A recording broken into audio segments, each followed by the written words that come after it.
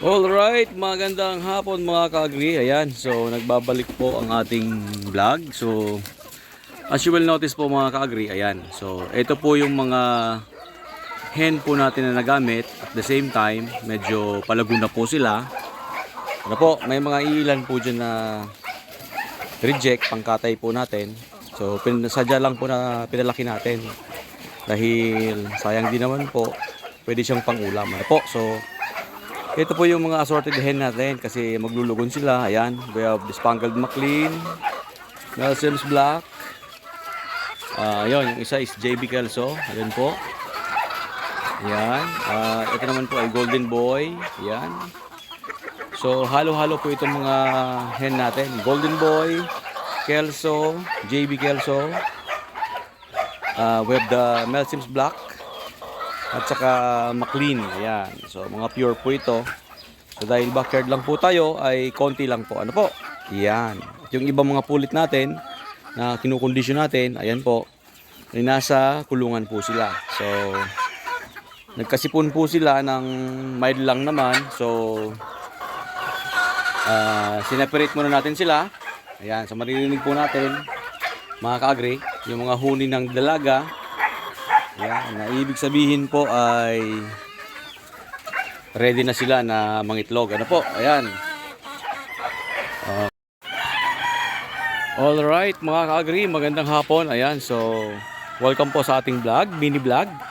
Yung mga hindi pa po nakasubscribe, baka naman po. Ayan, so for today's video po mga ka-agri ay yung ating pang early bird na mga gagamitin. Ano po? So dahil backyard lang tayo ay gagamit lang po tayo ng konti lang po. So, ibig sabihin po nun, yung kaya lang po ng ating mga budget. Ano po, mga ka-agri. Ayan. So, ito po ang unang gagamitin natin ay ito po yung ating Dirty Gray. Ano po? So, ang position po nito ay Melsim's Black. Yung tatay po ay Larry Romero Gray. This is 8 months old. Ayan. Mid to high station po, mga ka-agri. You will notice, ano? Yan. So, bata pa po. At yung ipapares natin sa kanya ay ito pong isang pure na oak robe, blue legs. At yung isa po yung Melsim's Black po na babae. So, ayun po, no? So, medyo nagpa-priming na po tayo dahil medyo may maninibago pa ito. So medyo maingay lang yung mga Belgian natin. Ano po? So ganyan sila pag may kausap ako, mga tampuhin yan eh. So mapapansin sila. Ayan. So ito naman natin ay apat. Ito po ay full sister. Ano po? Full sister ng ito po ay Golden Boy. Ano po? Ayan. So Golden Boy po ito. By the way, shout out kay Benjiador dahil galing po sa kanya yung materials na to. Ano po, ayan. And then yung ipapares natin sa kanila ay yung pumpkin. Ano yan po? Ayan. Shout out kay Big Bro. Ayan. Maraming salamat for sharing. Bata pa po ito. 8 months din. So yan po ang pagpaparisin natin. Line breeding po tayo. We have the Golden Boy over dito po sa ating this is pumpkin sweater. Ayan. So batang bata, bandirado po ito. So high station, ano po? Malaki ang katawan, pero na-encounter ko ngayon ay dahil sobrang init ngayon dito sa Bicol sa amin, medyo may sinisipon po dito. So gagamutin muna natin bago tayo magsalang. Kailangan po ay talagang healthy na healthy sila. So baka hindi po ito makaabot ng early bird. Baka lumagpas po mga ka-agri. Ano po? So dahil may sipon po yung iba. Pero ito pong ano, Dirty Gray at saka over dito sa Oak Grove and Melsim's. So panigurado kasi walang sipon nito eh. So baka makasalang po tayo. So again, ang tip lang po natin ano sa mga ka-backyard natin, mga ka-agri. Mag-breed lang po tayo ng magaan na linyada sa atin, yung mga winner, lalong-lalo na sa mga buyer natin. So, kung hindi tayo naglalaban, kailangan po medyo yung selection po natin ay medyo maganda. Ano po? Siyempre, yung mga buyer din natin, kailangan meron pa rin tayo sa kanilang connection. So, we ask them kung nanalo ba or talo. Para pa po sa ganon ay we could be able to eliminate yung mga natatalo na line or ikakal na natin. Ano po? So, dahil ganyan po kaganda ang sabong, wala po talagang magdodominate na sa sabong dahil that is, it's anybody's ball game. Ano po? So, nanalo ka ngayon. Next year, baka hindi dahil paghahandaan ka ng kalaban or ng mga possible breeder din. Ano po? So, yung mga nasa likod po natin ay yung ating dual purpose po. Breeding. Pwede rin pong hardening. Ayan. So, kailangan po isistema natin yung pagbibreed natin, lalo lang kung backyard po tayo, para po pagdating sa espasyo, sa space, hindi ho tayo mga problema mga ka-agri. Ano po? So, importante po yun. Kailangan po hands-on tayo. Dahil pag hindi po tayo hands-on, medyo masakit sa bulsa dahil pagdating po sa medication, gamot, at saka bad news po, tumaas na naman yung patuka natin. So, sana po maintindihan din ng mga buyer natin na pag may increase po tayo ay hindi naman masyado biglaan. Pinapaalala na naman po natin sila dahil siyempre po malulugi naman po tayo dahil lahat na po ngayon mahal. Tsaka magastos po talaga pag mahal. Ano po? So, ito yung isa sa mga livelihood natin na nakakatulong din pag gipit tayo.